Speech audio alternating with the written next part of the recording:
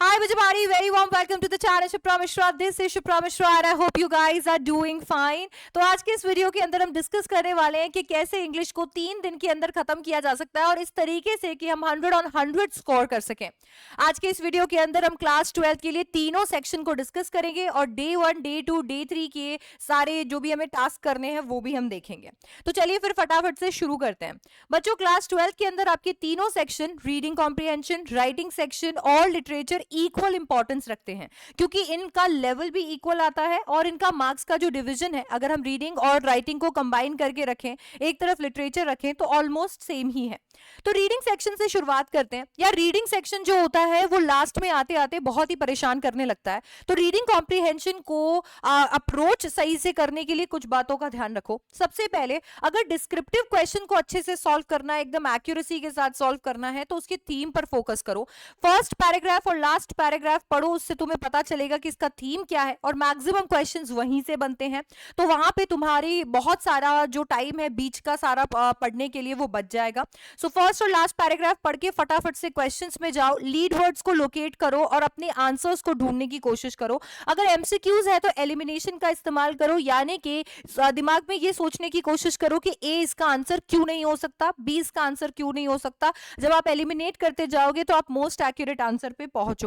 अगर आप subjective question का आंसर कर रहे हो तो ध्यान रखो कि कुछ अपने वर्ड्स में, अपनी लैंग्वेज के अंदर लिखने की सोचो। अगर डिटो वही पैसेज से कॉपी कर दिया तो नंबर कट जाएंगे और वर्ड लिमिट का ख्याल आपको यहाँ रखना होगा। अगर हम बात करते हैं फैक्चुअल क्वेश्चन की, तो फैक्चुअल क्वेश्चन के अंदर आपको क्विकली स्किम करना होता है पूरा का पूरा पैसेज, क्योंकि इसमें पैसेज ही है जो बहुत इंपॉर्टेंट है।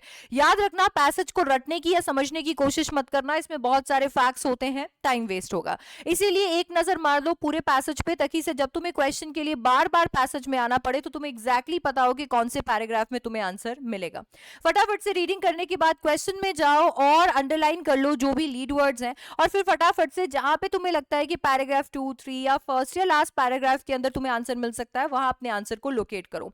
याद रखो, फैक्चुअल की जो वर्डिंग होती है वो बहुत ही ट्विस्टेड होती है, यहाँ पे वोकैबुलरी भी बहुत ट्विस्टेड होती है। इसीलिए जितना धीरज से, जितना ज्यादा अटेंशन के साथ इसे रीड करोगे, उतने ज्यादा एक्यूरेट आंसर्स निकलेंगे। एक और बात मेरी याद रखना, यहाँ पर क्वेश्चंस आसान पूछे जाते हैं, सिर्फ आपको यहाँ पे पैसेज को मुट्ठी में करना है और आपका पैसेज एकदम करेक्ट होगा। अगर बात करें हम राइटिंग सेक्शन की, तो राइटिंग सेक्शन के लिए आपको ये चीज ध्यान रखनी है कि यार आपके लिए नोटिस और इनविटेशन बहुत इंपॉर्टेंट है। अभी प्रेपरेटरी स्टेज पे आपको इन दोनों को अच्छे से प्रिपेयर करना है। बहुत ही मिनिमल सा आपका फॉर्मेट है, इतना कुछ खास, इसमें कुछ इतना हैवी नहीं है। आप आराम से फॉर्मेट को ध्यान में रख सकते हो, और अगर आपने एक एक टॉपिक से दो दो क्वेश्चन भी लगा लिए, नोटिस के 2 क्वेश्चन लगा लिए, इन्विटेशन के 2 क्वेश्चन, रिप्लाईज के 2 क्वेश्चन लगा लिए, तो भी आपके लिए बहुत ही आसान हो जाएगा इन क्वेश्चन को एग्जाम में अप्रोच करना। याद रखना कि ये क्वेश्चन आपको 8 नंबर दिला सकते हैं 18 में से। राइटिंग सेक्शन के 18 मार्क्स जो हैं उनमें 8 नंबर तो अकेले इन दोनों के ही है, और 50 वर्ड से भी कम आपको यहां पर लिखना होता है। प्रीवियस ईयर के क्वेश्चन जो सॉल्व है उन्हें जरूर रीड करो, ताकि तुम्हें पता चले कि बाकी आंसर्स कैसे लिखे गए हैं, ऑथर्स ने आंसर्स कैसे लिखे हैं, टॉपर्स ने आंसर्स कैसे लिखे हैं, ये तुम्हारी बहुत मदद करेगा। राइटिंग सेक्शन के अंदर अगर हम बात करें लेटर राइटिंग की, तो जॉब एप्लीकेशन को फुल्ली प्रिपेयर रख लो। मेरी जो पेटेंट बॉडी है, पेटेंट बॉडी को यूज करो और हर एक क्वेश्चन के अंदर उसे फिट करके देखो। पेटेंट बॉडी को याद करके चले जाओ, तुम्हें 5 में से 5 नंबर मिल जाएंगे।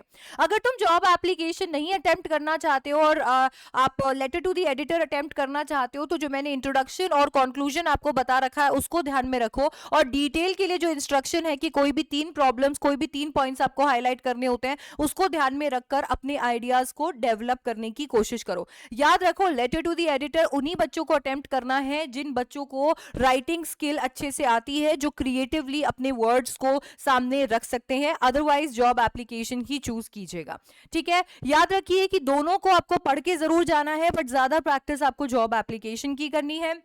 फिर आता है आपका तीसरा क्वेश्चन, जो कि है आर्टिकल और रिपोर्ट का। आर्टिकल और रिपोर्ट के बीच में से रिपोर्ट चूज करना एकदम सही होगा। रिपोर्ट की ज्यादा प्रैक्टिस करनी है, क्योंकि रिपोर्ट में से आने वाले सारे क्वेश्चंस में आपको क्या क्या लिखना है वह ऑलरेडी डिस्कस कर चुकी हूं। आर्टिकल के लिए आप तब जा सकते हैं, आर्टिकल तब चूज कर सकते हैं जब आपको लग रहा है कि टॉपिक इतना आसान है कि आप उसे आराम से डेवलप कर लेंगे, ठीक है। अगेन पढ़ के दोनों जाना है, प्रैक्टिस ज्यादा रिपोर्ट की कीजिएगा, रिपोर्ट लिखना आसान होता है, यहाँ ग्रामेटिकल एरर्स भी कम होते हैं क्योंकि पास्ट टेंस के अंदर ही सब कुछ लिखना होता है। ठीक है, फिर बात करते हैं हमारे लिटरेचर की। या लिटरेचर के अंदर आपको ये ध्यान रखना है कि लिटरेचर में आपका बहुत सारा अच्छा पोर्शन जो है, अच्छी वेटेज जो है वो एक्सट्रैक्ट बेस्ड क्वेश्चंस रखते हैं। तो एक्सट्रैक्ट बेस्ड क्वेश्चंस के अंदर बिल्कुल भी हमसे गलती ना हो, इसीलिए एक्सट्रैक्ट्स को बहुत अच्छे से पढ़ना है। क्वेश्चन को जब तक हम क्वेश्चन के साथ फेमिलियर नहीं हो जाए उतनी बार रीड करना है, और अगर एमसीक्यू है तो एलिमिनेशन की मदद से उसे आंसर करना है, अगर सब्जेक्टिव है तो सोच लेने हैं सारे प्रोबेबल आंसर्स जो हो सकते हैं और फिर ही अपना आंसर यहां पर लिखना है। याद रखो 2 नंबर के क्वेश्चन के अंदर वर्ड लिमिट जो होती है वो क्रॉस होने की सबसे ज्यादा चांसेस होते हैं, इसीलिए 2 नंबर के क्वेश्चन के अंदर आपको टू द पॉइंट आंसर्स ही लिखने हैं। लॉन्ग आंसर क्वेश्चन के लिए आप यहां पे सैंडविच मेथड का यूज कर सकते हैं। इंट्रोडक्शन, डिटेल और कंक्लूजन आपको यहां पर ध्यान रखना होगा कि हर एक क्वेश्चन के आंसर में होना ही चाहिए। लॉन्ग आंसर क्वेश्चन बहुत सारे पार्ट्स में पूछे जाते हैं, इसीलिए आपको हर एक पार्ट को इंडिविजुअली केटर करके अपना आंसर यहां पर लिखना चाहिए। अब ये सारे टिप्स तो मैंने आपको दे दिए हैं कि आप पेपर के लिए अभी से कैसे प्रेपरेशन कर सकते हो, या फिर क्या क्या चीजें आपको ध्यान में रखनी चाहिए, ताकि से अभी अगर आप कोई क्वेश्चन का आंसर कर रहे हो या किसी सेक्शन को अप्रोच कर रहे हो तो ये बातों का आप खास ख्याल रखो। अब लास्ट 3 दिन के अंदर आपको डे 1 में मेरे ख्याल से सबसे पहले फ्लेमिंगो प्रोस का वन शॉट उठा लेना चाहिए। तो फ्लेमिंगो प्रोस का वन शॉट देख लो, जिसके अंदर मैंने 8 के 8 चैप्टर आपको कराए हुए हैं, और साथ में शॉर्ट नोट्स या माइंड मैप्स खोलकर बैठ जाओ। आपको यहां पर यह ध्यान रखना है कि विजुअली और साथ ही साथ आपके कानों से, दैट मींस देखते हुए और सुनते हुए आपको अपना सारा जो कॉन्सेप्ट है वो दिमाग में बिठाना है। सिर्फ और सिर्फ सुनने लगोगे तो दिमाग इधर उधर भटक जाएगा। तो किताब सामने खोल लो या शॉर्ट नोट्स या माइंड मैप सामने खोल लो, देखो भी और सुनो, तब जाकर आपका जो सेक्शन है वो पूरा पक्का होगा। तो डे 1 पे फ्लेमिंगो प्रोस करेंगे। सॉल्व पीवाईक्यूज करो, क्योंकि अभी आपके पास इतना टाइम नहीं है कि बैठकर पिछले 10 साल के पीवाईक्यूज लगाए जा सके, तो सॉल्व पीवाईक्यूज आप यहां पर कीजिए। इसके साथ में रीडिंग कॉम्प्रिहेंशन पैसेजेस के 5 क्वेश्चन आपको करने चाहिए। 5 क्वेश्चन ट्राई करो।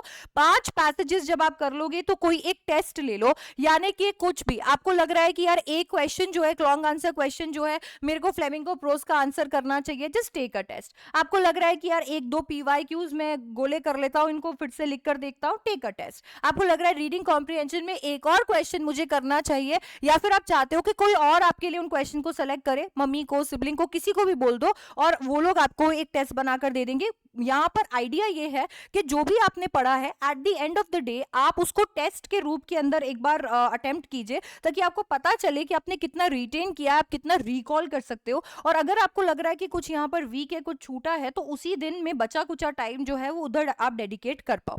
डे 2 की अगर हम बात करते हैं तो हम फ्लेमिंगो पोएट्री करेंगे। अगेन वन शॉट चूज कर लेंगे फ्लेमिंगो पोएट्री का, और शॉर्ट नोट्स की मदद से पोएट्री को पक्का कर लेंगे।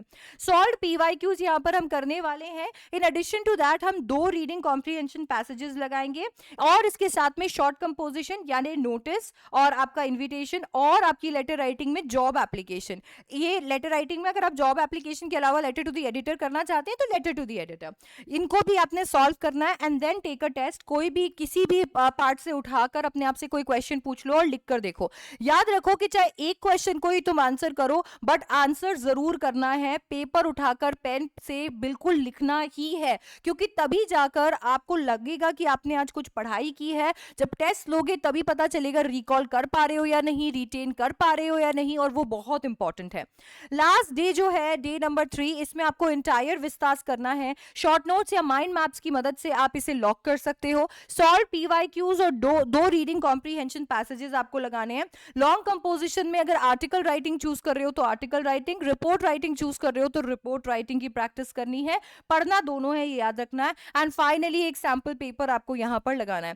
अगर आप सैंपल पेपर नहीं करके जाओगे तो एक दिक्कत हो जाएगी कि आपने सब कुछ पढ़ तो लिया है, पर वो सब कुछ जब एक साथ आपके सामने आएगा तो उसे कैसे अप्रोच करना है वो आप नहीं सीख पाओगे। ये सैंपल पेपर टाइम बाउंड होना चाहिए। 3 घंटे, मतलब 3 घंटे के अंदर इस सैंपल पेपर को करना है। एकदम बोर्ड वाली फील के साथ में आपने इस सैंपल पेपर को करना चाहिए। याद रखो कि सैंपल पेपर जो होता है आपको टाइम मैनेजमेंट और आपको पेपर को कैसे अप्रोच करना है वो सिखाता है, तो ये एक नॉन नेगोशिएबल है, करना ही करना है।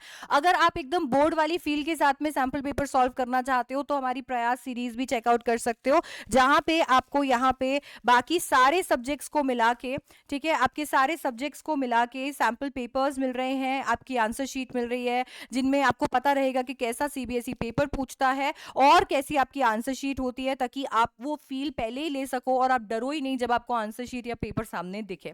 ठीक है, इसका लिंक मैं आपको नीचे डिस्क्रिप्शन बॉक्स में दे दूंगी। सो दैट्स इट, ये रहा आपका दिनों दिन का आपका अल्टीमेट प्लान, जिससे आप इंग्लिश को 3 दिन में कंप्लीट कर सकते हो। टिप्स मैं ऑलरेडी शेयर कर चुकी हूँ, अब आपको इस वीडियो को शेयर करना है अपने फ्रेंड्स के साथ में, और इसी तरीके की और वीडियोस और अपनी इंग्लिश की कंप्लीट प्रेपरेशन के लिए चैनल को कर देना है subscribe. I will see you in the next one. Don't forget to check out the description box. Bye bye, take care.